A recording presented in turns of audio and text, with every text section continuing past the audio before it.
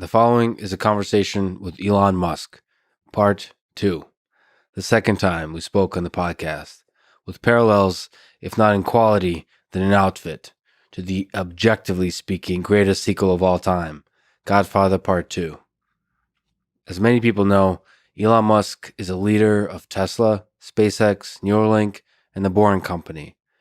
What may be less known is that he's a world-class engineer and designer, constantly emphasizing first principles thinking and taking on big engineering problems that many before him will consider impossible.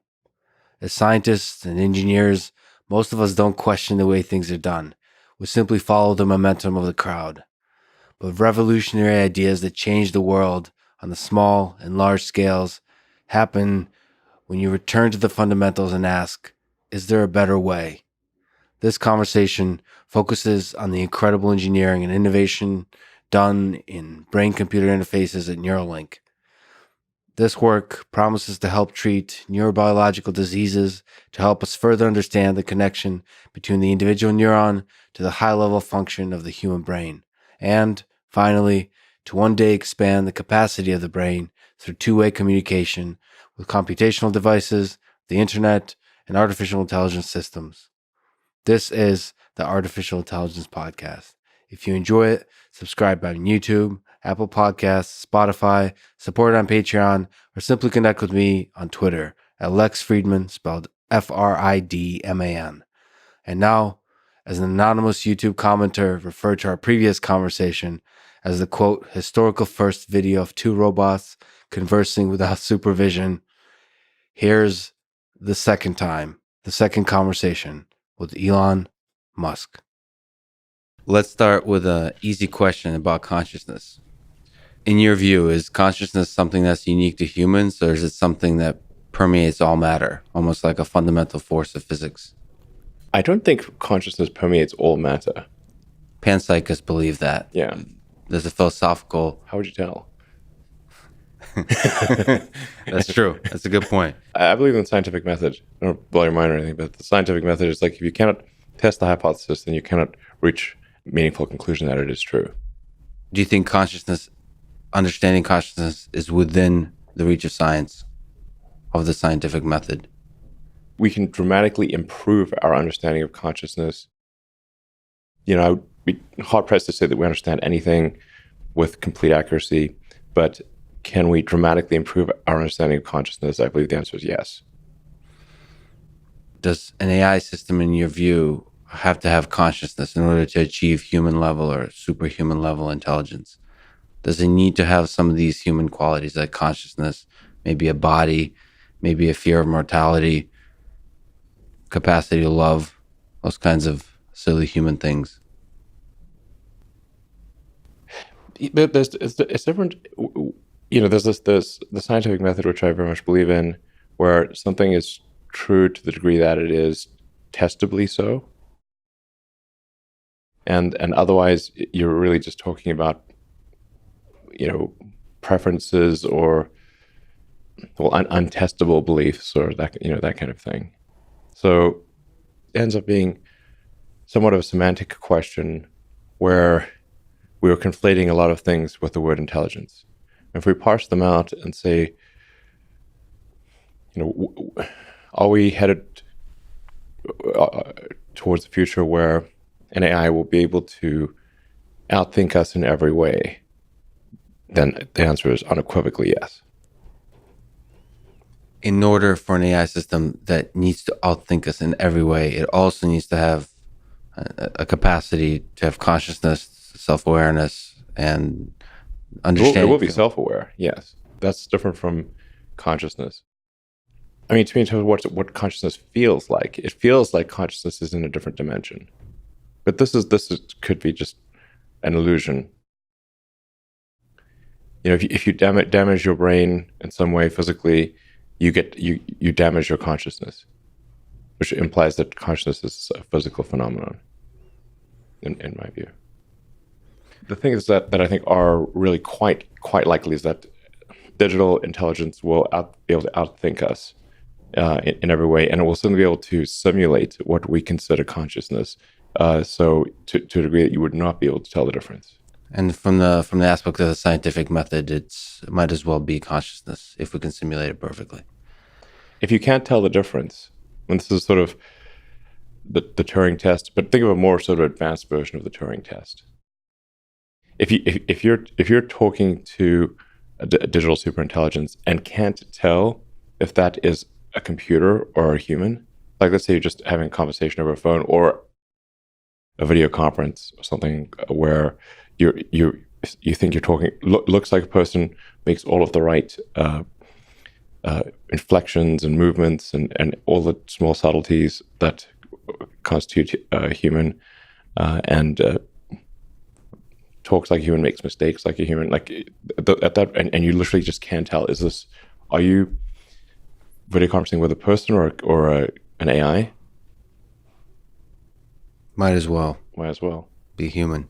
So on a darker topic, you've expressed serious concern about existential threats of AI. It's perhaps one of the greatest challenges our civilization faces, but since I would say we're kind of an optimistic descendants of apes, perhaps we can find several paths of escaping the harm of AI. So if I can give you three options, maybe you can comment which do you think is the most promising. So one is scaling up efforts on AI safety and beneficial AI research in hope of finding an algorithmic or maybe a policy solution. Two is becoming a multiplanetary species as quickly as possible. And three is merging with AI and riding the wave of that increasing intelligence as it continuously improves. What do you think is most promising, most interesting as a civilization that we should invest in? I think there's a tremendous amount of investment going on in AI. Where there's a lack of investment is in AI safety, and there should be, in my view, a government agency that oversees anything related to AI to confirm that it does not represent a public safety risk. Just as there is a regulatory authority there's like the Food and Drug Administration, there's NHTSA for automotive safety, there's the FAA for aircraft safety. We generally come to the conclusion that it is important to have a government referee or a referee that is serving the public interest in ensuring that things are safe when there's a potential danger to the public. I would argue that AI is unequivocally something that has potential to be dangerous to the public, and therefore should have a regulatory agency, just as other things that are dangerous to the public have a regulatory agency. But let me tell you, the problem with this is that the government moves very slowly, and usually the way a regulatory agency comes into being is that something terrible happens. There's a huge public outcry, and years after that, there's a regulatory agency or a rule put in place. Take something like seatbelts. It was known for, I don't know, a decade or more that seatbelts would have a massive impact on safety and save so many lives and serious injuries. And the car industry fought the requirement to put seatbelts in tooth and nail. That's crazy. Yeah. And I don't know, hundreds of thousands of people probably died because of that. And they said people wouldn't buy cars if they had seatbelts, which is obviously absurd. Or look at the tobacco industry and how long they fought anything about smoking. That's part of why I helped make that movie, Thank You for Smoking. You can sort of see just how pernicious it can be when you have these companies effectively achieve regulatory capture of government. The bad. People in the AI community refer to the advent of digital superintelligence as a singularity. That is not to say that it is good or bad, but that it is very difficult to predict what will happen after that point, and that there's some probability it will be bad, some probability it will be good. We obviously want to affect that probability and have it be more good than bad. Well, let me, on the merger with AI question and the incredible work that's being done at Neuralink, there's a lot of fascinating innovation here across different disciplines going on. So the flexible wires, the robotic sewing machine, the responsive brain movement, and everything around ensuring safety and so on. So We currently understand very little about the human brain. Do you also hope that the work at Neuralink will help us understand more about the human mind, about the brain? Yeah, I think the work in Neuralink will definitely shed a lot of insight into how the brain and the mind works. Right now, just the data we have regarding how the brain works is very limited. We've got fMRI, which is that's kind of like putting a stethoscope on the outside of a factory wall, and then putting it like all over the factory wall, and you can sort of hear the sounds, but you don't know what the machines are doing really. It's hard. You can infer a few things, but it's very broad brushstroke. In order to really know what's going on in the brain, you have to have high precision sensors, and then you want to have stimulus and response. Like if you trigger a neuron, how do you feel? What do you see? How does it change your perception of the world? You're speaking to physically, just getting close to the brain, being able to measure signals from the brain, Yeah. will give us sort of open the door inside the factory. Yes, exactly. Being able to have high precision sensors that tell you what individual neurons are doing, and then being able to trigger the neuron and see what the response is in the brain, so you can see the consequences of a. If you fire this neuron, what happens? How do you feel? What does it change? It'll be really profound to have this in people, because people can articulate their change, like if there's a change in mood, or if they can tell you if they can see better or hear better, or be able to form sentences better or worse, or their memories are jogged, or that kind of thing. So on the human side, there's this incredible general malleability, plasticity of the human brain. The human brain adapts, adjusts, and so on. So It's not that plastic, to be totally frank. So there's a firm structure, but nevertheless, there is some plasticity. And the open question is, sort of, if I could ask a broad question, is how much that plasticity can be utilized. Sort of on the human side, there's some plasticity in the human brain, and on the machine side, we have neural networks, machine learning, artificial intelligence. It's able to adjust and figure out signals. So there's a mysterious language that we don't perfectly understand that's within the human brain. And then we're trying to understand that language to communicate both directions. So the brain is adjusting a little bit. We don't know how much. And the machine is adjusting. Where do you see, as they try to sort of reach together, almost like with an alien species, try to find a protocol, communication protocol that works, where do you see the biggest benefit arriving from, on the machine side or the human side? Do you see both of them working together? I actually think the machine side is far more malleable than the biological side by a huge amount. So it will be the machine that adapts to the brain. That's the only thing that's possible. The brain can't adapt that well to the machine. You can't have neurons start to regard an electrode as another neuron, because like neuron there's like the pulse, and so something else is pulsing.